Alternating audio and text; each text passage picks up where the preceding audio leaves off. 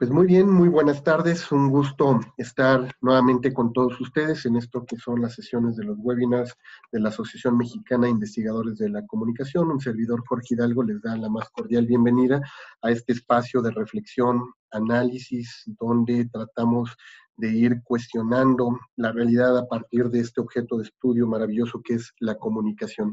Y hoy no va a ser la excepción, ya que tenemos como invitada a la doctora Aimé Vega Montiel, quien además de ser una amiga muy querida por todos nosotros y además con un trabajo realizado alrededor de la temática que vamos a tener el día de hoy, que es comunicación y género excepcional, y que creo que la experiencia que tiene con el tema pues nos va a ayudar muchísimo para saber por dónde podemos seguir abordando el tema. Y bueno, y para ello también vamos a tener el día de hoy como invitada moderadora a la doctora Claudia Benassine Félix, quien, como ustedes saben, es vocal para el periodo 2019-2021 de nuestro comité ejecutivo. Y también pues me es muy grato presentar a la doctora Claudia Benassini, que como ustedes saben pues tiene una trayectoria también notable dentro del ámbito de la comunicación. Y sin más, pues voy a permitirme presentar a la doctora Claudia, quien es doctora en Antropología Social por la Universidad Iberoamericana, es profesora investigadora en la Facultad Mexicana de Arquitectura, Diseño y Comunicación de la Universidad La Salle. Es líder del grupo de investigación, desarrollo e innovación en alfabetización digital, transmedialidad y gestión del conocimiento. Asimismo, ella ha trabajado en temas de investigación sobre la evolución de los medios de comunicación, particularmente la prensa y la televisión, desde sus lógicas de producción, géneros, hasta los nuevos procesos caracterizados por la convergencia, la transmedialidad y el fenómeno multipantalla. A estos intereses se han incorporado el de la posverdad y la circulación de noticias falsas. Ha desarrollado estas líneas de trabajo desde la perspectiva de los estudios socioculturales. Actualmente también trabaja en el seguimiento de los medios digitales en el proceso electoral en México, desde la red de observatorios de medios del Consejo Nacional para la Enseñanza y la Investigación de las Ciencias de la Comunicación, organismo hermano, el CONEIC, y ha publicado en diversas revistas especializadas y de divulgación nacionales e internacionales. Cuenta con 3 libros de su autoría, así como capítulos de libros en diversas publicaciones colectivas. Como les decía, la doctora Claudia Benassine Félix, además de ser vocal del periodo 2019-2021 de nuestro comité ejecutivo de la MIC, pues va a ser nuestra moderadora el día de hoy, y te cedo la palabra, Claudia, para que puedas presentar a nuestra invitada de honor el día de hoy. Gracias, buenas tardes y muchas gracias por la oportunidad de presentar a Vega Montiel, que tiene una trayectoria pues muy interesante, muy importante. Aimé es comunicóloga feminista, doctora y máster en periodismo y comunicación por la Universidad Autónoma de Barcelona, es licenciada en Ciencias de la Comunicación por la UNAM, acreedora al Premio Universidad Nacional Autónoma de México de Jóvenes Investigadores en el área de Ciencias Sociales en 2013 y ganadora de la medalla Alfonso Caso de la UNAM, que no es menor cosa, según yo creo, ¿no? Es investigadora y coordinadora del programa de investigaciones feministas del Centro de Investigaciones Interdisciplinares en Ciencias y Humanidades de la UNAM. Es especialista en derechos humanos de las mujeres, medios de comunicación y tecnologías de la información. Cuenta entre sus publicaciones con libros, artículos científicos y ensayos periodísticos. Forma parte de comités científicos y editoriales institucionales, nacionales e internacionales, y es profesora de la licenciatura y el posgrado en la Facultad de Ciencias Políticas y Sociales de la UNAM. Además, Aimé pertenece al Sistema Nacional de Investigadores en el nivel 2. Fue presidenta de nuestra asociación, la MIC, entre el 2005 y el 2007, en donde actualmente es co-coordinadora del Grupo de Investigación en Género y Comunicación. En este momento es vicepresidenta de la AIERI, la Asociación Internacional de Investigación de la Comunicación, para el periodo 2012-2020. Es presidenta además de la Alianza Global de Medios y Género, por iniciativa lanzada por la UNESCO. Es también coordinadora de la Red de Información y Universidades de la UNESCO en Género y Medios de Comunicación. Es además presidente del Consejo Consultivo del Instituto Nacional de las Mujeres y fue presidenta del Consejo Consultivo Ciudadano de Mujeres en la Ciudad de México de 2015 a 2017. Su trabajo académico, además, se ha caracterizado por algo que no es muy sencillo tampoco lograr dentro de nuestro campo de la comunicación, que es la investigación pero además la intervención en actividades políticas en el marco nacional e internacional. Por ejemplo, en México, en el contexto de la reforma de telecomunicaciones y radiodifusión de 2014, presentó una propuesta al Senado dirigida a transversalizar la ley con perspectiva de género. 9 de los artículos que la integraban fueron aprobados, lo que derivó en la promoción de la igualdad de género en distintas materias de la legislación. Es autor además, como decíamos, de numerosas publicaciones a nivel nacional e internacional en distintos idiomas, además del español, entre otros el inglés y el italiano. Les recordamos que pueden utilizar también el chat para conversar con nosotros y creo que entonces podamos dar la bienvenida a Aimé y platicar un poco de su trayectoria más adelante.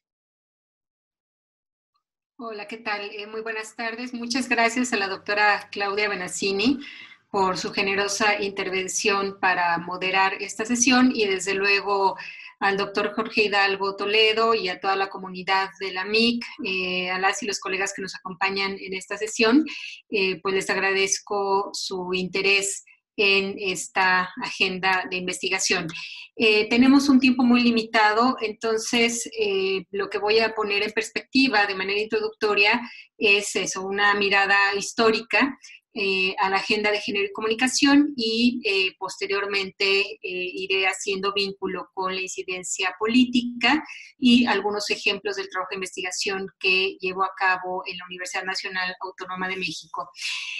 Bueno, aunque es una agenda que ha logrado visibilidad solo recientemente y en particular con la irrupción de las plataformas digitales, en el marco, por ejemplo, de movimientos como el Me Too, pues lo que vamos a ver es que la agenda de género y comunicación tiene una larga data, eso a finales de la década de los 50, principios de los 60, identificamos categorías como representación, como estereotipos sexistas, como aniquilación simbólica, esta categoría tan importante de Gay Touchman, que lo que apuntan es los primeros pasos de la agenda feminista en los estudios de comunicación. Lo que vamos a ver en esos primeros estudios es que el principal foco de atención se concentraba en los contenidos y preocupaba crecientemente esta reproducción de estereotipos sexistas en los contenidos mediáticos. Encontramos eso, los primeros estudios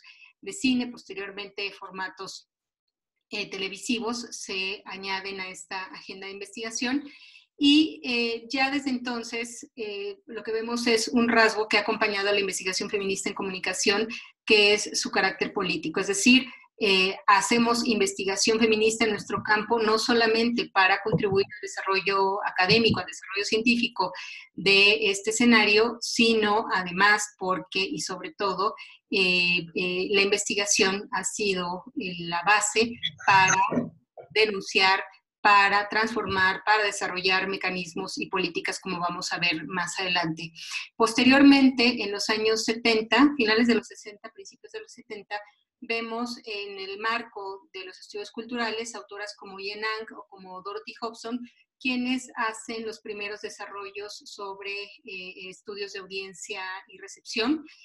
Recordemos eso, cómo esta corriente vigente en el análisis de la recepción, los estudios culturales, reivindica la capacidad de acción de las audiencias, o más bien reconoce esta capacidad de acción y vemos desarrollos metodológicos muy interesantes, muy potentes de carácter cualitativo que nos permiten identificar eso, la relación, la interacción de las audiencias femeninas con los contenidos mediáticos.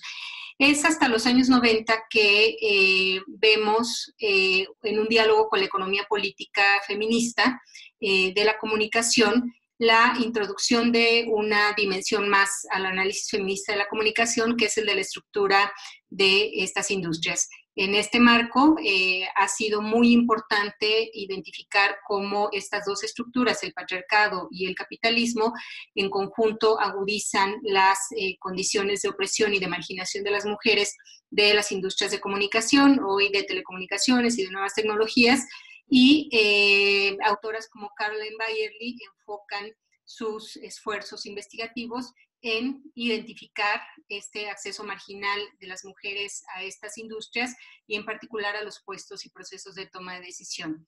Es hasta el año 2000 que la Agenda Feminista en Comunicación introduce una dimensión muy importante que es la del desarrollo de políticas de género y comunicación. Aquí, digamos, la máxima académica en el campo, Margaret Gallagher, ella hace un trabajo ejemplar a nivel internacional en el marco de las Naciones Unidas para sentar bases muy importantes que hasta el día de hoy nos están permitiendo incidir. Cuando hablamos de políticas o de esta dimensión, hablamos no solamente de la incidencia en los marcos legislativos, sino también en el desarrollo de mecanismos y políticas específicas. Más recientemente se añaden a estos trabajos autoras como Claudia Padovani. También ha sido mi caso en el marco nacional e internacional. Y algo muy interesante es que estas investigadoras hemos podido converger justamente, bueno, en el marco de la IMCR para impulsar esfuerzos a nivel internacional. Al mismo tiempo, y digo esto con el desarrollo de los medios digitales, se introduce también, desde luego, la agenda de derechos digitales en el marco más amplio de la agenda de investigación feminista, conceptos como brecha digital de género, como tráfico virtual, más recientemente ciberviolencia. Vamos a ver cómo la Comisión de Banda Ancha de Naciones Unidas produce el primer informe global sobre ciberviolencia ya en 2015. Y aquí el trabajo de Anita Gurumurthy, una autora hindú, autora y activista muy potente, muy sólida, ha sido fundamental para toda la elaboración teórica en el marco de la investigación feminista en términos de derechos digitales. Y yo diría que el ámbito de actuación teórica, pero también política más reciente, es el de género y comunicación en educación. La doctora Benassini señalaba en la introducción que coordino la Red Internacional de Universidades UNESCO UniTwin en género, medios y nuevas tecnologías. Y justamente, bueno, lo que estamos ahora lanzando, producto de un trabajo de 2 años, es una propuesta curricular para carreras y para posgrados, me refiero a maestría y doctorado, en periodismo y comunicación, a fin de que incorporen en la enseñanza la perspectiva de género. Entonces, en este marco, lo que me parece muy importante señalar es cómo cuando hablamos de la agenda feminista en comunicación o del campo de género y comunicación, estamos hablando de un campo holístico, de un campo integral que identifica las distintas dimensiones en las cuales se manifiesta la desigualdad de género, vinculado a las industrias de comunicación, industrias de nuevas tecnologías, y entonces han sido justamente estos los escenarios de desarrollo teórico, pero también de actuación política. Otro rasgo de la investigación feminista en comunicación, o más bien un rasgo de la investigación feminista en comunicación es, y yo me atrevería a decir de toda la investigación feminista, es el diálogo interdisciplinar. Por ejemplo, con el campo de la psicología social, hemos trabajado mucho con la categoría de representación social, justamente para identificar estos vínculos entre los contenidos y las representaciones sociales que circulan acerca de los problemas sociales, como por ejemplo la violencia de género contra las mujeres. En diálogo con los estudios culturales, bueno, aquí vemos esto, ¿no? Categorías como representación, audiencias activas, usos y hábitos de recepción, consumos, comunidades interpretativas, placeres del ver, etcétera, han sido conceptos con los cuales la investigación feminista ha tenido un diálogo permanente a partir de la década de los 70. En el diálogo interdisciplinar con la economía política, ya lo dijimos, lo que hemos hecho son mapeos para identificar el acceso y participación de las mujeres en las industrias de comunicación. Con la sociología de la producción informativa, lo que vamos logrando, o lo que se logra pues desde los años 60, es el evidenciar la desigualdad de género en las salas de redacción, y un diálogo interdisciplinar que yo me atrevería a decir ha sido fundamental, es muy importante, es el diálogo con el derecho. Cuando hablábamos en la introducción, eso, o lo señalaba la doctora Benassini, ¿no? Que una falencia probablemente desafortunada de nuestro campo, y me atrevo a decir de las ciencias sociales, es eso, como las dificultades que hemos enfrentado para incidir a nivel político. Me parece que una de las necesidades que tenemos es la de dialogar con el campo del derecho, porque es fundamental conocer eso, cómo operan los marcos jurídicos y las posibilidades de incidencia que tenemos en el ámbito de las legislaciones. Ahora, digamos, todo este diálogo interdisciplinar que ha sostenido el campo feminista en comunicación ha ido de la mano, lo dije, de su incidencia política. Momentos clave que podemos identificar en la agenda: en 1975 se lleva a cabo la primera Conferencia Mundial de la Mujer de Naciones Unidas, por cierto, en nuestro país, y ya desde ese momento, feministas, académicas, periodistas y trabajadoras de medios de comunicación se organizan con el fin de colocar en la agenda política global el debate sobre la importancia de los medios de comunicación en la igualdad de género.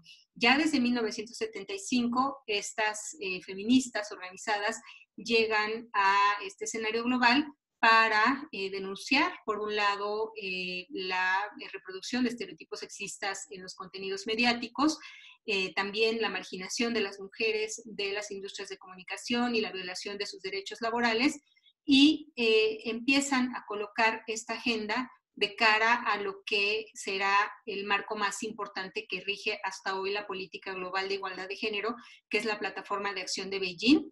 Esta es publicada en 1995 por Naciones Unidas, y la plataforma identifica 12 áreas estratégicas para alcanzar la igualdad de género y realizar los derechos humanos de las mujeres. Entre esas 12 áreas están salud, trabajo, educación y medios de comunicación, la que es conocida como la sección J de esta plataforma, denominada Mujeres y Medios de Difusión. En aquel momento ya identifica las áreas problemáticas, así como las recomendaciones a distintos actores, es decir, empezando por Estados miembros de Naciones Unidas, dentro de los cuales se encuentra México.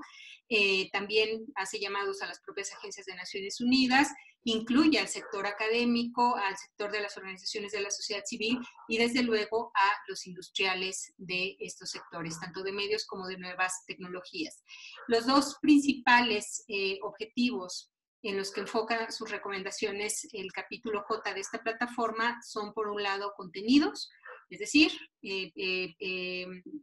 erradicar la reproducción de estereotipos sexistas y violencia contra las mujeres de los contenidos mediáticos, y por otro lado, estructuras de medios. En particular, el llamado aquí es a impulsar la participación de las mujeres en estos sectores, con la vindicación de sus derechos laborales y en particular el acceso de las mujeres a los puestos de toma de decisión. Entonces, Beijing es muy importante. Cada 5 años se lleva a cabo una evaluación global. El próximo año estaremos cumpliendo 25 años de la plataforma, y les adelanto que desde la Alianza Global de Medios y Género, esta iniciativa lanzada por la UNESCO, estamos elaborando informes nacionales con el fin de evidenciar, por un lado, los avances que desafortunadamente han sido incipientes por parte tanto de los estados como de las industrias de comunicación, pero también, y los grandes desafíos. Y la iniciativa contemporánea probablemente más destacada es justamente la GAMAG, la Alianza Global de Medios y Género.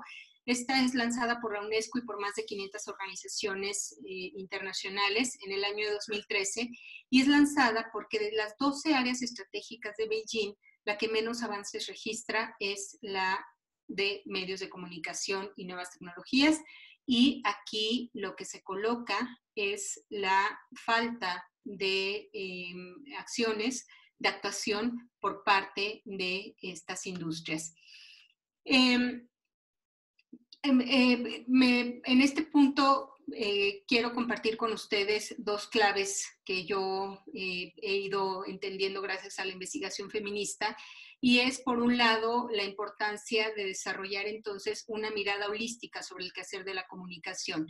Es decir, entender que para comprender, por ejemplo, la desigualdad de género en el marco de estos sectores, no basta con concentrarnos en atender la dimensión de los contenidos o la dimensión de las audiencias o la dimensión de la estructura o la dimensión de las políticas, sino que es preciso construir mapas de investigación que nos permitan ir dando cuenta de la forma en la que la desigualdad de género se manifiesta en cada una de estas dimensiones y que en su conjunto esto nos permita mapear el proceso completo. Entonces, eso es lo que yo he hecho a lo largo de mi desarrollo académico, de mi desarrollo como investigadora, el ir generando un mapa del proceso completo de eso, sobre la relación entre medios de comunicación, igualdad de género, nuevas tecnologías, etcétera.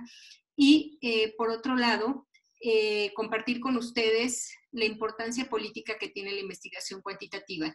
Lo que quiero decir con esto en particular es que en el desarrollo de mi trabajo, y que lo he visto en el desarrollo del trabajo de muchas feministas en comunicación, es que la investigación cuantitativa nos permite dimensionar la magnitud de un problema. En este caso, por ejemplo... Aimee, ¿sí? Disculpa que te interrumpa. ¿Estás compartiéndonos una presentación?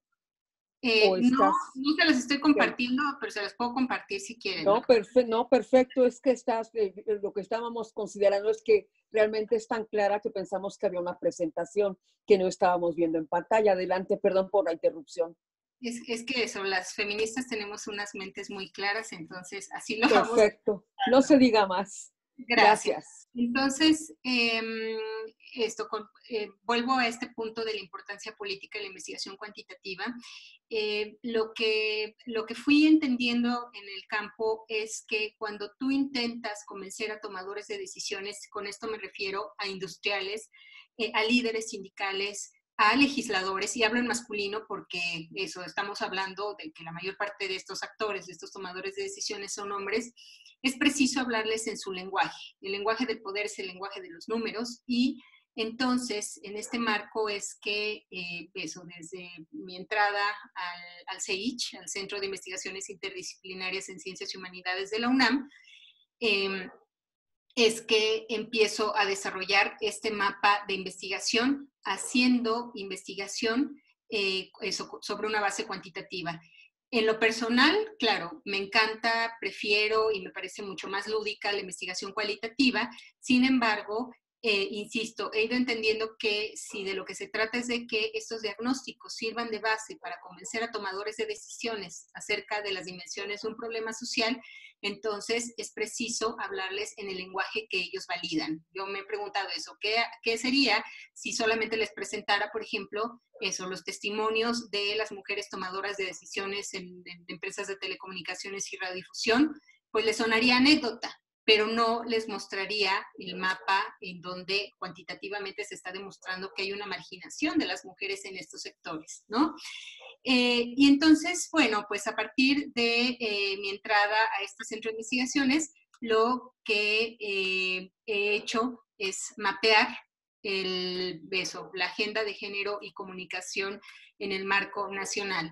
La primera investigación que me propuse y coincidió con el desarrollo de la Ley General de Acceso a las Mujeres a una Vida Libre de Violencia y la investigación diagnóstica sobre violencia feminicida, la primera que se desarrolla en el país. La hicimos, pues fue publicada en el año de 2006. En la primera me enfoqué a analizar la representación de la violencia contra las mujeres y las niñas en la agenda de los medios de comunicación, incluido el Internet. Esto ante la emergencia nacional y ante, pues eso, la coincidencia con la publicación de esta ley.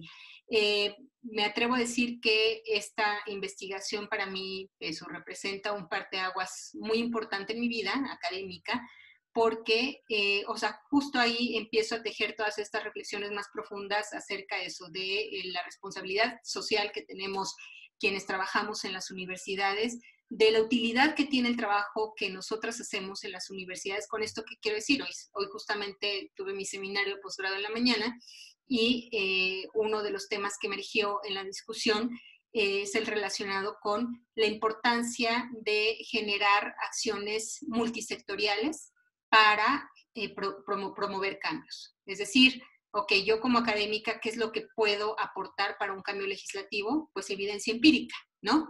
¿Qué pueden aportar las ONGs? Bueno, el puente con tomadores de decisiones, por ejemplo, con legisladores. ¿Qué pueden aportar las legisladoras? La incidencia desde el marco de las cámaras para poder meter las iniciativas legislativas. Y entonces voy entendiendo también que es eso, es muy importante tener en claro cuál es nuestro lugar como academia en este espectro más amplio, si de lo que estamos hablando es de la urgencia de incidir para, pues eso, sacar a este mundo y a este país de la crisis en la que se encuentra. Entonces, la primera dimensión me llevó a analizar esta representación de la violencia contra las mujeres y las niñas en la agenda de todos los medios. Fue, pues, es un trabajo muy amplio, muy extenso, en el que participaron muchas y muchos colegas, estudiantes que hoy están ya enseñando, que están terminando sus doctorados, y fue, pues eso, un trabajo muy, muy exhaustivo, porque lo que había que demostrar era que toda la agenda de medios de comunicación, o que la narrativa,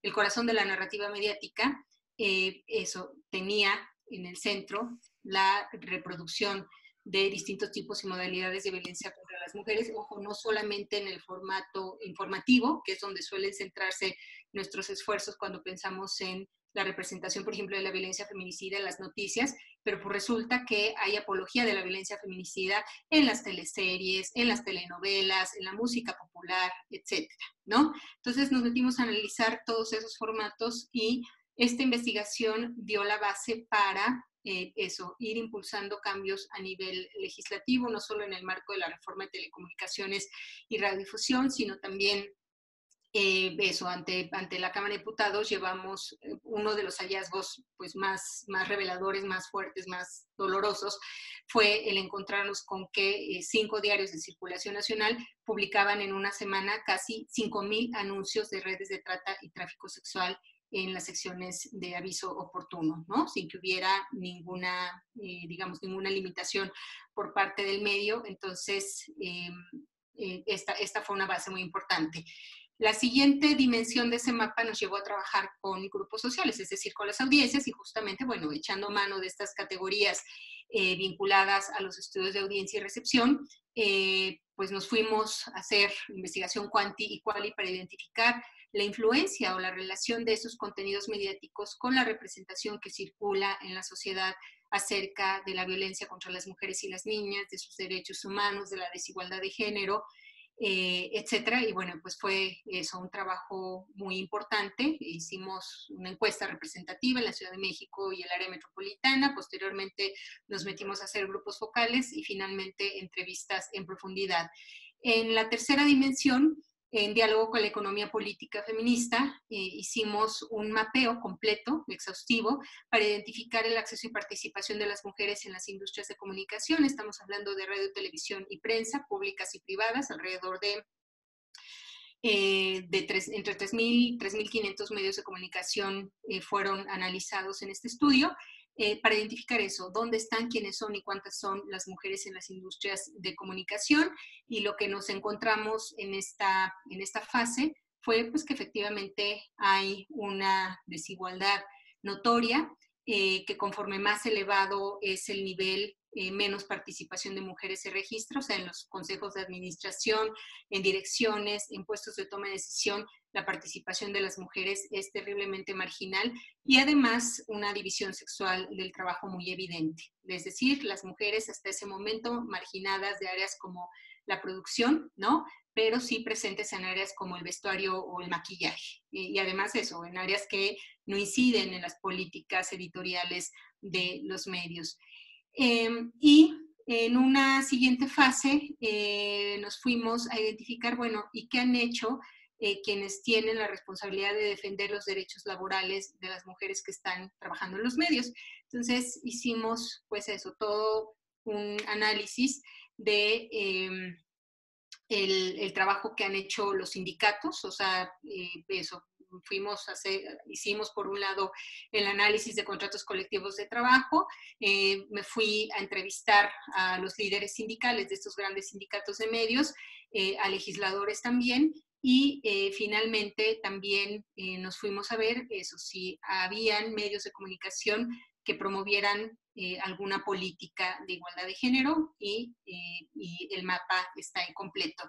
Finalmente, pues bueno, toda esta fue la base para poder incidir en el marco de la reforma de telecomunicaciones y radiodifusión y en la agenda de comunicación, de género y comunicación, pues se han ido incorporando temas contemporáneos conforme el desarrollo tecnológico nos va comiendo, ¿no? El desarrollo más reciente, digamos, la discusión más reciente en la que nos encontramos es la vinculada con el discurso de odio sexista, la ciberviolencia. Estoy por publicar un tipo de cuaderno blanco con el Tribunal Electoral de la Ciudad de México.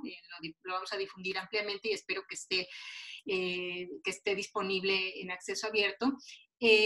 Porque bueno, o sea, hay, insisto, los desarrollos tecnológicos también nos van marcando derroteros en nuestras agendas de investigación. Sin embargo, lo que quiero destacar, y con esto termino esta primera parte de mi intervención, es que las preguntas que se plantea la agenda, las feministas en comunicación desde los años 50, 60, siguen vigentes, lo cual nos evidencia que las relaciones entre mujeres y hombres, cuando nos metemos eso, o cuando las metemos en el contexto de procesos comunicativos, siguen estando mediadas por el poder, por la desigualdad, por la discriminación. Y entonces eso, aun cuando se incorporan nuevos medios, nuevos temas a nuestras agendas, digamos, la gran problemática que es la desigualdad mediada por el poder entre mujeres y hombres, por la desigualdad del poder entre mujeres y hombres, sigue siendo la que marca nuestras preguntas de investigación. Gracias.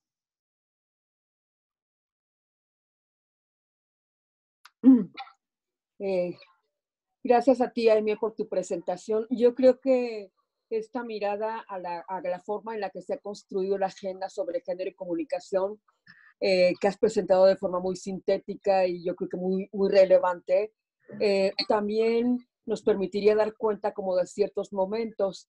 Sin embargo, yo creo que también para efectos de las preguntas que pueda haber en este seminario es importante reiterar que ha sido uno de los personajes fundamentales en la construcción de esta agenda de investigación, en el sentido de que cuando se inician estos primeros estudios realmente no hay nada.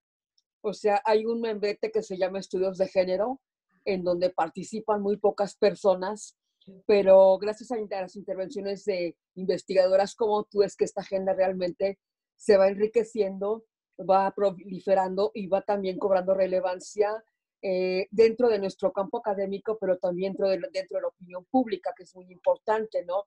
Me parece en este sentido también interesante resaltar cómo, por ejemplo, el hecho de cómo manejas tú la importancia de la investigación cuantitativa para tratar para proporcionar datos relevantes que puedan también ser de utilidad en estos trabajos de intervención, en donde yo te decía que es complicado realmente lograr juntar la investigación con la intervención.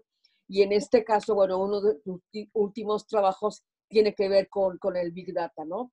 Me parece que también para efectos de las preguntas es importante considerar que otro de tus trabajos tiene que ver con algo que por razones de tiempo quizás omitido, pero que tiene también que ver con las mujeres periodistas, su trabajo cotidiano y la violencia a la que también son sometidas, ¿no? Entonces, bueno, quisiéramos dejar estos elementos para poder empezar a escuchar entonces las preguntas de los visitantes, que pueden ser a través del micrófono, que se puede ir abriendo parcialmente, o a través, desde luego, del chat. Estamos a la espera de las intervenciones. Creo que José Luis por ahí tiene una pregunta. José Luis, si quieres abrir tu micrófono.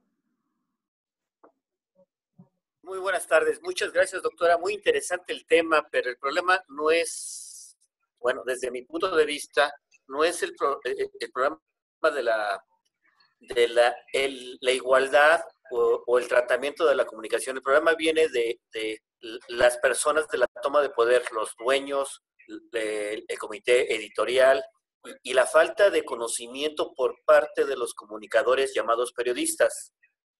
Ahí, y la división entre hombres y mujeres a partir desde la organización propia. Entonces, es un trabajo, pues ahora sí, de escuela, de universidad, de empezar a promover la igualdad de género, porque hasta el momento no hay quien promueva, más aparte, creo que Gobernación, CONAPRED, Derechos Humanos, promueve la igualdad de género. En los medios de comunicación no hay eso.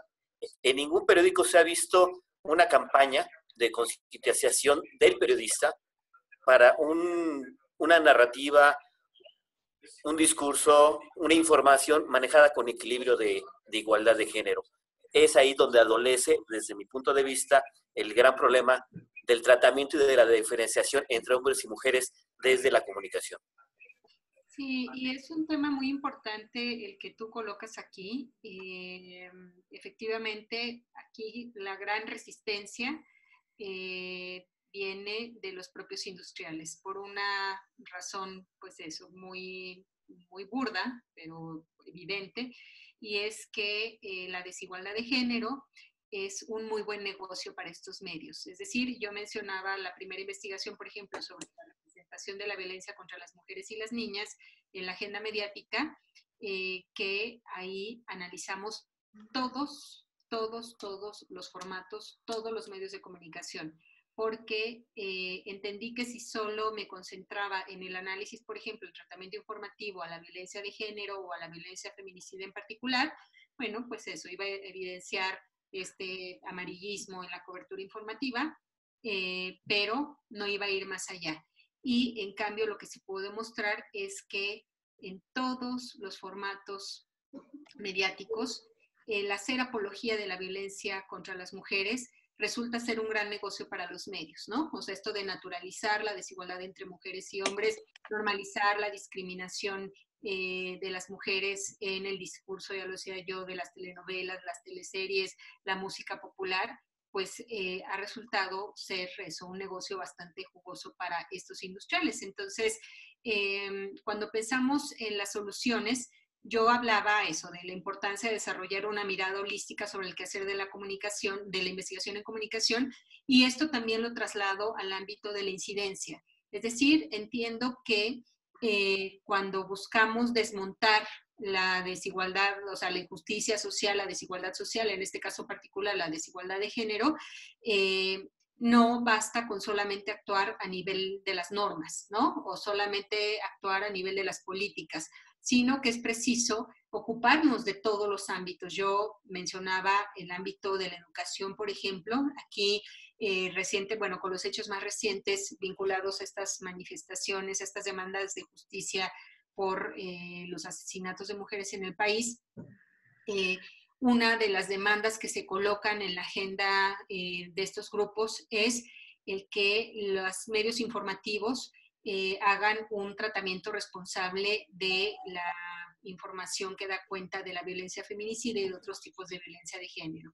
Y también exigen a las universidades que en sus currículas incorporen la enseñanza de la perspectiva de género a estas y estos estudiantes que son quienes se convertirán en quienes producirán estos contenidos. Entonces, ahí tenemos otro escenario de actuación. También cuando hablamos del ámbito de la educación, desde luego la formación, es decir, la educación para los medios, incluidos los medios digitales con perspectiva de género, ha sido una demanda de larga data en el feminismo y hemos desarrollado herramientas para incidir también a ese nivel. Entonces, eso, pienso que nuestros esfuerzos no se deben agotar en incidir solamente en un ámbito, lo dices muy bien, quienes toman las decisiones, quienes marcan la política editorial de un medio no son los editores, son los dueños directamente. Entonces, bueno, o sea, hay que llegar a ese nivel, hay que el costo social y el costo político que está teniendo esto. Bueno, ya eso, a través de la MIC les iré contando de proyectos en los que estoy involucrada en este momento, ante la urgencia en la que se encuentra la situación de los derechos humanos de las mujeres en México, pero sí pienso yo efectivamente, o sea, es importante transferirles a ellos el costo social y político de su quehacer y trabajar desde luego a nivel de quienes producen los contenidos. Hay muchas iniciativas de capacitación de personas productoras de contenidos en la perspectiva de género, etcétera, y bueno, pues lo que se requiere, yo pienso eso, marco institucional es la decisión política de hacer funcionar esto. Les debo mencionar, en 2016 la CEGOV firmó un acuerdo histórico con la CIRT, con la Cámara de la Industria de la Radio y la Televisión, dirigido a erradicar la violencia de género de los contenidos de los medios. Y, o sea, fue un muy buen acuerdo donde se establecieron 3 compromisos. ¿Cuál fue el problema? Que la CIRT nunca se comprometió, es decir, estos más de 2,000 industriales nunca hicieron nada contundente y no hubo un monitoreo por parte de la autoridad. Entonces, pienso yo, hay que revivir estas iniciativas porque estamos hablando nada más y de nada menos de las implicaciones que esto tiene en la vida de miles de mujeres y de niñas en nuestro país y el mundo. Creo que Daniel quiere hacer una pregunta. Así es, Daniel. Sí. Bueno, en realidad son 2 preguntas. La primera tiene que ver con el aspecto de la educación, sobre cuáles han sido las barreras que existen en las universidades para integrar la parte de género y comunicación en la currícula de los comunicadores y los periodistas. Y la segunda tiene que ver con esta parte de la investigación holística. Entiendo que la parte del derecho es como fundamental para dar visibilización y dar legitimidad a este tipo de iniciativas, pero quería preguntar cuál ha sido la participación que han tenido las industrias de tecnología en materia de género, sobre todo teniendo en cuenta que tan solo incluso el 17% de las mujeres, según el Foro Económico Mundial, está o forma parte del mundo de las tecnologías, ¿no? Donde se nota una gran brecha y una gran desigualdad, ¿no? Y que incluso se pueden reproducir en estos escenarios. Y ya. Gracias, Daniel. Entonces, sobre la primera pregunta, bueno, y de hecho, pues tuvimos la fortuna de contar con tu participación en este proyecto. Lo que hicimos, la base que nos sirvió para hacer este desarrollo curricular fue un diagnóstico en 10 países para identificar la existencia de recursos pedagógicos en género y comunicación, en las carreras de periodismo y comunicación. Entrevistamos a profesoras, profesores que incorporan esta perspectiva en la enseñanza y lo que encontramos es que a nivel global, y esto pues, lo decimos con base en los diagnósticos de estos 10 países, es que no hay una incorporación formal por parte de las universidades a las currículas. Quienes incorporan la enseñanza de la perspectiva de género en los cursos de comunicación y periodismo son profesoras, y me atrevo a decir eso, mujeres, o sea, el 99% de las profesoras a quienes identificamos tan solo en la UNAM son mujeres, y eso, que lo asumen como parte de su tarea docente, y esto se ha visto impactado desde luego por su formación teórica y metodológica en el feminismo. Observamos, claro, a nivel institucional hay grandes resistencias, sin embargo, a fuerza de las cosas hemos logrado ir transformando, ir desmontando estas estructuras. Yo pienso que en particular el más reciente movimiento MeToo MX aquí en México, el que tuvo lugar a finales de marzo, lo que pone en evidencia es que las escuelas y las universidades son espacios donde se violentan los derechos de las mujeres y muchas universidades empiezan a hacer de manera urgente tareas que tuvieron que haber empezado a hacer desde hace mucho tiempo, eso desde protocolos de atención a mujeres víctimas de violencia hasta cursos en perspectiva de género, no solamente para docentes, sino además para personal administrativo, sindicalizado, etcétera, y que son acciones que tocan la estructura de estas instituciones. Sin embargo, bueno, o sea, aquí es evidente que se requiere un compromiso formal de las universidades de nuestros países para que incorporen en la enseñanza particular, o sea, la carrera nuestra, o sea, comunicación, periodismo, etcétera, es una carrera muy relevante porque efectivamente una de las áreas críticas que están hoy puestas en evidencia es la de el periodismo, este periodismo irresponsable que hace apología de la violencia contra las mujeres, y esto nos voltea la mirada hacia nuestras instituciones educativas que, eso esperemos, tienen que entrarle, ¿no? Esto lo hemos comentado en nuestros cursos, pues hasta hace 10 años no habían cursos que tuvieran en su título el concepto, ya no digamos de feminismo, de género, ¿no? La UNAM todavía no cuenta con un posgrado, una maestría y doctorado en feminismo, aun cuando desde hace más de 15 años se ha desarrollado una propuesta curricular muy exhaustiva, muy vasta.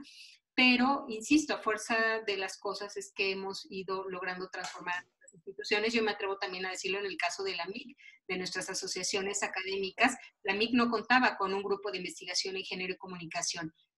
Lo tuvimos que crear, y para crearlo tuvimos que demostrar la fuerza y la legitimidad de este campo en la investigación en comunicación. La LAIC, por ejemplo, todavía no ha aceptado, y aún cuando les presentamos esta propuesta desde hace más de 10 años, no ha aceptado la creación de un grupo de interés en género y comunicación. La IMCR, me parece, eso es la organización probablemente que tiene mucha más tradición en esta línea, junto con la ICA, junto con la ICA.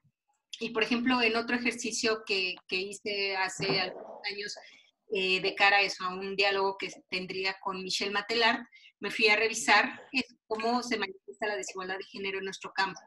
Y fui a ver los principales journals de nuestro campo, y menos de las autoras en estos journals eran mujeres. Y si nos íbamos a las bibliografías, más del 80% de los autores citados eran hombres. Entonces, me parece eso, o sea, tenemos un hábitus incorporado en nuestras instituciones, pero que también toca el nivel de las subjetividades, es decir, de nuestra práctica cotidiana. Entonces, pienso yo, o sea, aquí tenemos también como comunidad académica un trabajo muy profundo que hacer.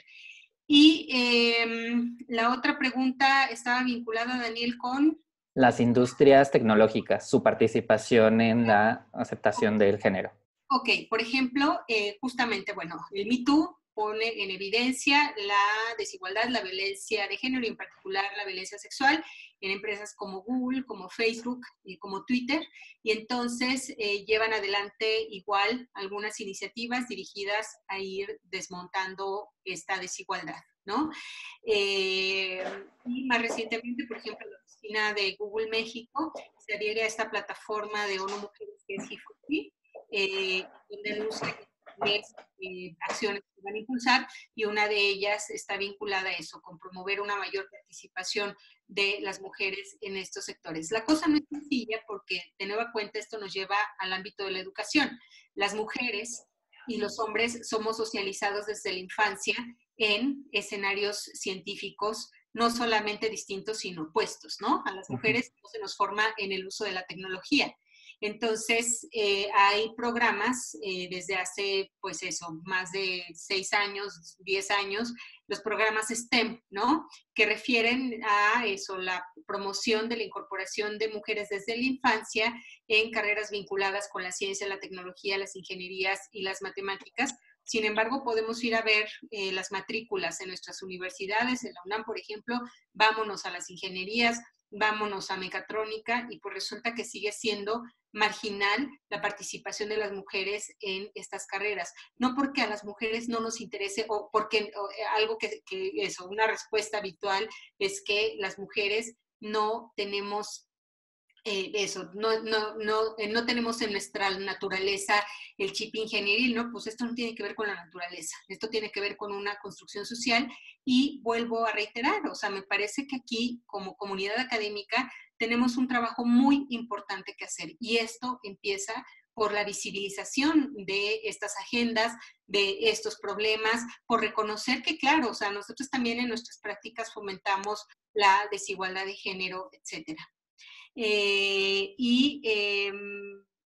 Insisto, Daniel, creo que hay desarrollos interesantes por parte de estas industrias. Se está anunciando en estos días, y justo de cara a Beijing el próximo año, una participación de Google, de Twitter y de Facebook en iniciativas globales vinculadas con el impulso de la igualdad de género, que incluyen el promover la participación de mujeres en estos sectores. Gracias. A ti. Aimé, con la primera parte de tu intervención que tiene que ver con lo de la formación en las universidades, Leti tiene una pregunta que formularte. Adelante.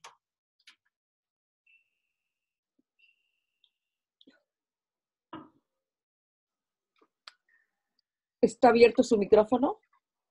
Leti. Sí. Hola, ¿Sí? Leti. Ya. ¿Ya? Ya. Ok.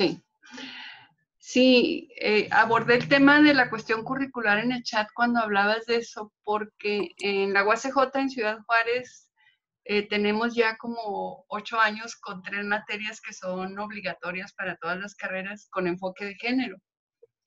Y iniciaron muy bien, pero cuando se masificaron es como imposible vigilar a todos los docentes que las imparten. No las están siguiendo, o sea, aunque la universidad haya dictaminado esta currícula, quienes la ejercen, o sea, es parte de las resistencias de las que tú hablas en los agentes y especialmente en los docentes varones, no lo llevan o incluso en el salón los valoran, nos dicen aquí no vamos a ver esto porque no es mío, no sé. Se me hace como que muy difícil entrarle a la currícula desde arriba si no se trabaja también desde abajo. Igual tuvimos muchos profesores que tomaron los cursos obligatorios por tomarlos, por acreditarlos, pero que no proyectan en el aula este cambio o esta perspectiva, ¿no? Esa era la opinión que me vino cuando hablabas de la cuestión curricular. Pero mi solicitud para mi pregunta es porque quería conocer tu opinión, hablando de incidencias, sobre lo que está logrando este llamado movimiento de la Iniciativa Olimpia, de la violencia digital. Creo que van ya 10 estados donde logran modificaciones legislativas.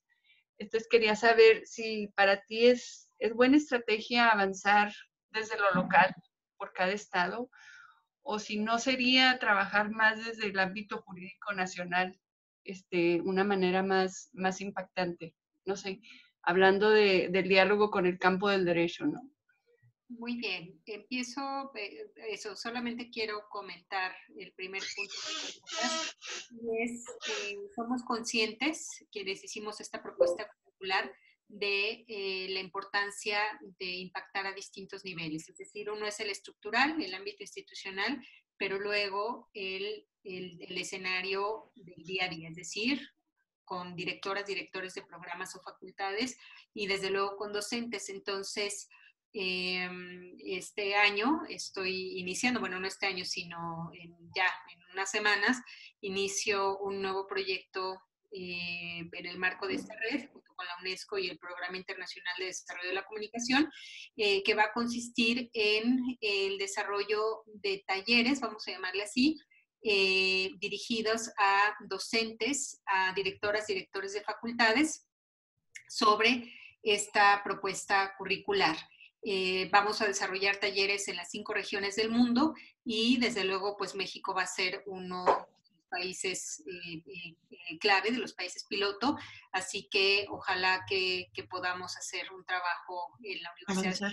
Bueno, me queda claro que aquí hay que hacerlo en todas las universidades y vamos a empezar con universidades públicas porque creo eso, que es muy necesario, hay interés y hay creo que una buena oportunidad histórica para hacerlo. Lo vamos a hacer de la mano de la oficina de UNESCO en nuestro país. Y el otro tema, Leti... del movimiento de la ley Olimpia. Ok, para poner en contexto a otros participantes en este seminario, en este webinar, la Ley Olimpia es una iniciativa que empiezan a impulsar organizaciones vinculadas con derechos digitales para las mujeres, dirigida a normar el espacio digital a fin de eliminar la ciberviolencia. Lo que yo creo que es un escenario muy delicado. Esto, o sea, en fin, he conversado con las propias compañeras que están impulsando esta iniciativa, lo he conversado con legisladoras, con personas expertas en estos temas de regulación digital. Representa esto un gran riesgo y es el de que una ley de este tipo pueda abrir la puerta a cualquier acción autoritaria que busque coartar los derechos digitales de cualquier grupo social. Un ejemplo, una ley de este tipo, por ejemplo, mandataría que el gobierno solicitara a Twitter, o bueno, a cualquiera de estas plataformas digitales, la información de usuarias y usuarios de estas plataformas. Si caminamos hacia allá, existe el riesgo de que haya un uso perverso de ella y de que se empiecen a violentar derechos, derechos fundamentales, derechos humanos, ¿no? No solamente la libertad de expresión, sino que esto sirva de pauta para coartar la circulación de personas, como ha sucedido en otros países. Entonces, yo tengo una mirada distinta y bueno, contamos ya con la Ley General de Acceso de las Mujeres a una Vida Libre de Violencia, que identifica tipos y modalidades de violencia contra las mujeres. Los tipos asociados a las formas, es decir, violencia física, sexual, económica, psicológica y feminicida, y las modalidades que refieren a los escenarios en los cuales son perpetradas estas violencias. Por ejemplo, el escenario es, o sea, violencia laboral, docente, comunitaria, institucional y familiar. Y entonces, desde el diseño de la propia ley, en su momento, en 2006, yo hablaba de la importancia de incorporar como parte de esas modalidades el escenario mediático, algo así como eso, la violencia mediática, como un escenario más en el que las violencias, en el que las formas de violencia son perpetradas, ¿no? Y recientemente, bueno, o sea, viendo estas demandas en el espacio público, viendo lo de la ley Olimpia, lo volví a consultar con una abogada, pues eso, muy ducha en estos temas, y ella comparte la perspectiva de que más bien habría que hacer la modificación a la Ley General de Violencia para incorporar como modalidad la violencia mediática y, si queremos, violencia digital, y en el reglamento ahí ya decir los cómo, pero no correr el riesgo de abrir la puerta con una ley Olimpia que puede ser utilizada como una ley mordaza con fines totalmente distintos para los que yo estoy segura, claro, o sea, estas compañeras tienen un interés genuino, ¿no? Y es el de parar la violencia contra las mujeres, pero eso, o sea, tenemos que pensar de forma estratégica. Entonces, y eso, sobre si operar a nivel federal o a nivel estatal, entiendo, ellas han ido haciendo las cosas como han podido, ¿no? Y está bien, o sea, digamos, vamos metiéndonos, como dice Marcela Lagarde, por las fisuras y vamos transformando a las instituciones. Pero sí, desde luego es deseable el primero contar con un marco legislativo nacional, una ley marco, una ley federal y general que te permita entonces impulsar las leyes a nivel estatal. Gracias, Leti, por tu intervención. Ahora le damos la palabra a Jorge Hidalgo. Pues de entrada, Aimee, muchísimas gracias. Creo que nos has puesto muchos temas en la agenda. Yo voy quizá a retomar dos que me gustaría conocer tu opinión alrededor de ellos. Uno que tiene que ver con la parte de la formación, que como bien decías, pues hoy tenemos ahí un tema pendiente que habría que revisar qué nos ha faltado y qué hemos dejado de vacíos, sobre todo porque en alguno de los levantamientos que hicimos dentro del CONEC en su momento, apoyándonos con FELAFAX, veíamos la feminización de la disciplina y paradójicamente, aun cuando veíamos cada vez más presencia de mujeres, todavía el tema de presencia, representación, roles hacia el interior de la industria, como bien tú nos lo decía, está totalmente desbalanceado. Hay algo que no hemos hecho bien, quizá dentro de las escuelas de comunicación, que no hemos impulsado toda esta perspectiva de género para el interior de la industria, y me gustaría saber qué quizá es lo que nos ha faltado trabajar dentro de esto, en el proceso formativo, y más cuando aparentemente muchas de nuestras escuelas están conscientes del tema, para poder profundizar. Y el otro tema tiene que ver con la parte de brecha digital, con esta perspectiva de género, porque hoy lo estuvimos viendo en uno de los seminarios pasados con todo este tema de inteligencia artificial, big data, programación de algoritmos, y parece que no solamente es la presencia en la mujer dentro de la industria de las telecomunicaciones, sino toda esta lógica del code literacy que deberíamos de estar trabajando en términos desde la formación básica de los niños para que aprendan a programar, y se ha dejado fuera la perspectiva de género dentro de la programación, y esto también tiene un peligro porque pareciera que entonces los algoritmos, la inteligencia artificial, se sigue trabajando con una perspectiva masculina, blanca, desde el norte, y dónde quedan todas estas agendas sobre las cuales ya pareciera que habíamos ganado un campo y que en el ámbito de lo digital se están quedando fuera. Entonces serían mis dos reflexiones, Aimee, para conocer tu opinión. Gracias. Empiezo por esta segunda, pues también es otro de los escenarios de nuestra actuación. El año pasado, justamente hace un año en noviembre, nuestro país fue sede de un evento internacional que impulsa la UNESCO a propósito del Día Internacional de Acceso a la Información, que por cierto es eso, uno de los indicadores de los Objetivos de Desarrollo Sostenible, el indicador 16.1, acceso a la información.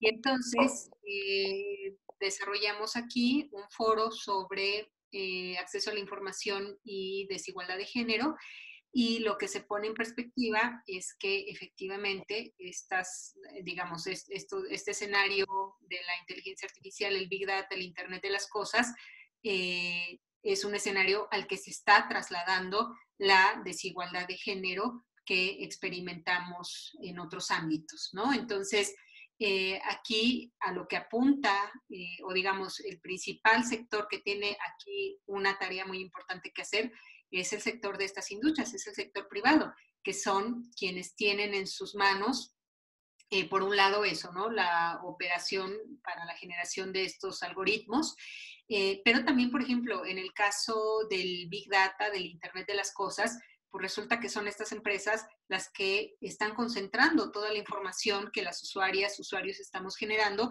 y resulta que, dado que ya lo decía yo, o sea, la desigualdad de género es súper redituable, y entonces las mujeres están siendo el objeto de políticas marcadas por las tendencias del mercado, o bueno, más bien eso, estamos siendo el objeto por parte de empresas a las cuales les son vendidos los datos que generamos eso de nuestra interacción cotidiana con las tecnologías. Entonces, lo que concluimos en este foro es que aquí la gran responsabilidad, el gran tema, está colocado en estos sectores. Y desde luego, por parte de los Estados miembros, de los Estados del mundo, lo que se espera es que haya una actuación institucional para lograr que estos datos sean devueltos a la sociedad, que somos quienes los estamos generando, para que hayan políticas algorítmicas que vayan eliminando estas brechas de desigualdad. Pero conforme se amplían nuestras plataformas de interacción, pues eso, se están complejizando los problemas, se están ampliando, y les digo que desde la economía política feminista ha sido muy importante el no perder de vista el papel que juega el mercado, el papel que ha jugado el neoliberalismo en, digamos, en la ampliación de la desigualdad entre mujeres y hombres, ¿no? Y la primera pregunta era, Jorge. Una cuestión nada más, Aimee, y por ejemplo, ¿no han trabajado nada con el tema de software libre, acceso abierto, para que desde los movimientos también ciudadanos y no necesariamente desde la industria se pueda movilizar mucho más la parte de la programación con perspectiva de género?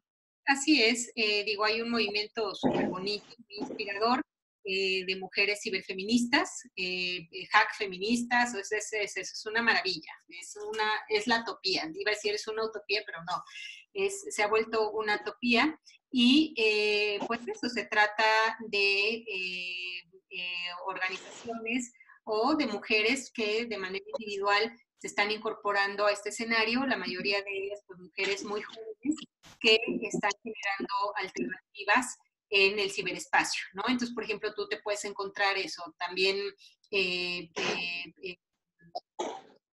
organizaciones que te ofrecen nubes feministas y donde protegen, o sea, eso, donde se pone en práctica una ética feminista del cuidado, de la protección entre todas, etcétera. O sea, es eso, me parece fascinante. Hay actualmente una colega de la Universidad de Bahía, Graciela Nathanson, quien está haciendo una estancia doctoral conmigo en el CEICH, y bueno, ella es especialista en todos estos temas y les digo, o sea, me parece que es muy, o sea, es muy interesante todo el desarrollo que hay por parte de estos movimientos. Sin embargo, creo que lo que no tenemos que perder de vista es la dimensión estructural, y es que el tamaño del monstruo es enorme. Entonces, hoy, por ejemplo, en el seminario de posgrado, a propósito en particular eso, ¿no? De las posibilidades del ciberactivismo para el desarrollo de la educación política de las mujeres, lo que decíamos, bueno, o sea, claro, hay posibilidades muy optimistas, muy bonitas, pero resulta que los desafíos son mucho mayores. Y estamos hablando aquí, o sea, cuando hablamos de desafíos, sí estamos hablando directamente de mecanismos que están siendo diseñados para violentar los derechos de mujeres y de niñas ahora en el escenario digital.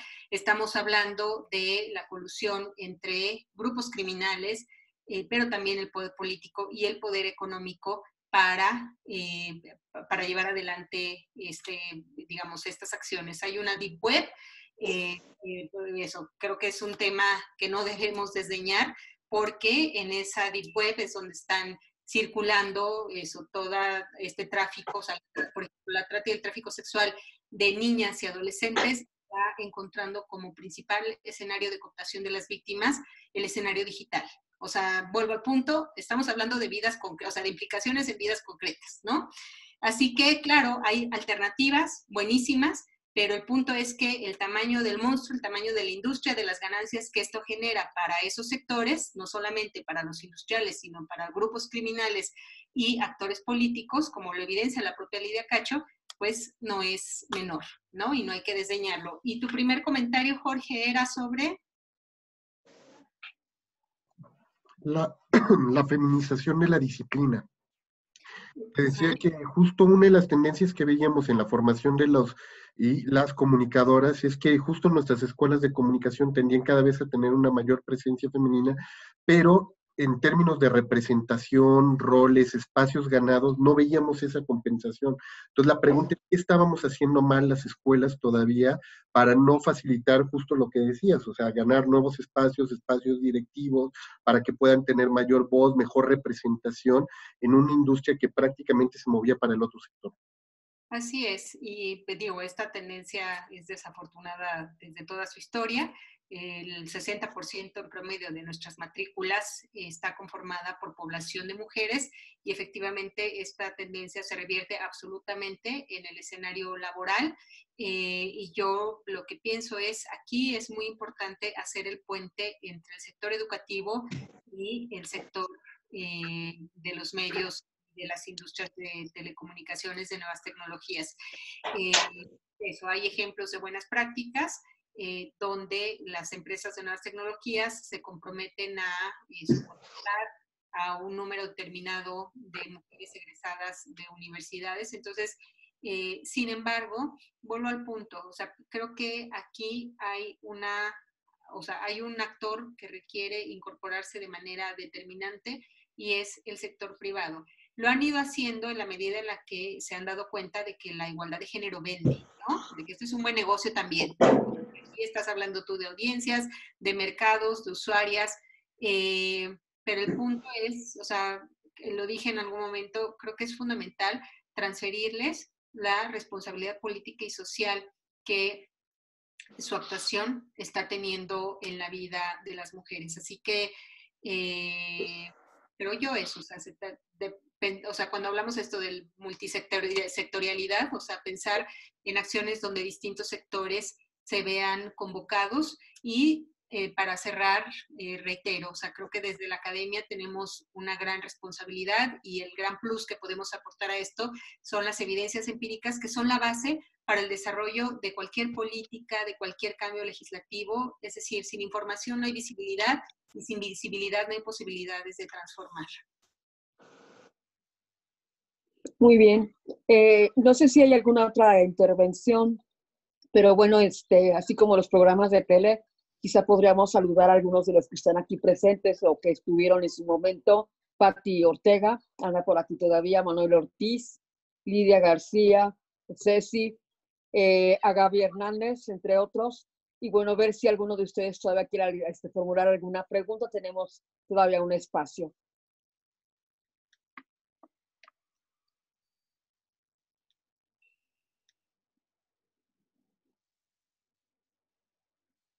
¿Quedaríamos así? Sí, ¿Ya sin preguntas? Parece que no, Jorge. Pues bueno, si no tenemos preguntas todavía por parte de los participantes, nosotros pues sí queremos ante todo agradecerte, Aimee, este espacio. Sabemos que traes una agenda apretada, ¿no? Sabemos que con todas estas responsabilidades, el tiempo que nos estás dedicando para participar en estos webinars ha sido de verdad excepcional en términos de que nos das una perspectiva más amplia, sobre todo esta doble lógica que hoy nos invitas y que ya lo decía Claudia en su momento, el tema del profesional investigador, pero que también hace intervención en el campo y que creo que es también pues uno de los temas que podemos aprender quienes estamos hoy en el ámbito de la investigación de la comunicación, cómo podemos incidir y transformar esa realidad más allá de la simple, vamos a decirle, búsqueda y documentación de la realidad, el hacer investigación de campo y también llevar esta investigación a los ámbitos de la acción-participación. Y bueno, pues de parte de la MIC, nosotros queremos hacerte un reconocimiento, Aimee, no solamente a la trayectoria, también a tu participación el día de hoy. Y bueno, pues de parte de todos los que conformamos este comité ejecutivo, queremos agradecer tu valiosa participación impartiendo esta videoconferencia sobre género y comunicación. Y bueno, pues dejar el espacio abierto, como decíamos, para que quienes no pudieron conectarse en tiempo real lo puedan hacer también a través de los espacios on demand, y a través de ellos pues también tú puedas conocer sus comentarios y opiniones y poder seguir retroalimentando tu investigación. Muchísimas gracias, Aimee, por este espacio, por esta participación el día de hoy. Muchas gracias a ustedes y cuenten conmigo. Besitos a toda la gente. Gracias por tu Muchísimas participación, gracias, Aimee. Y también quiero agradecerle a la doctora Claudia Benassini Félix también por el trabajo de moderación en el cual hoy nos apoyó. Y bueno, pues muchísimas gracias, Claudia, sobre todo esta parte que nos has permitido también de seguir ahondando en el trabajo de Aimee. Gracias por el espacio brindado también el día de hoy para la MIC. Y también queremos hacerles una invitación para que la próxima semana, igual en punto de las 18 horas, hora del centro de la ciudad de la República Mexicana, puedan estar con nosotros, ya que el doctor Eduardo Fernández Aguado Cruz, él va a estar hablando sobre el tema del análisis de los videojuegos desde un enfoque transdisciplinar. Creo que también estas nuevas temáticas, objetos de estudio hoy que está tan a debate, qué tanto el tema de los videojuegos se puede incorporar dentro de la academia, qué tanto deberíamos de abrir este tema a la discusión dentro de la MIC, pues bueno, ya se ha presentado a través de distintos espacios que hemos tenido en las semanas anteriores, y bueno, pues les queremos hacer esta invitación para que nos puedan acompañar la próxima semana. Y si no hay más, pues agradecerles a todos y a cada uno de ustedes la participación el día de hoy en esto que son los webinars de la Asociación Mexicana de Investigadores de la Comunicación. Les recordamos, estarán colgados en unos momentos más los videos, tanto en el canal de YouTube, que tendrá por ahí seguramente en una media hora el preestreno, y posteriormente en la página de la MIC y en las redes sociales van a tener el contenido on demand para que puedan seguir conversando a la distancia con la doctora Vega Montiel. Muchas gracias a todos, que tengan un excelente día. Muchísimas gracias, gracias por la oportunidad. Gracias, chao. Hasta luego. Adiós.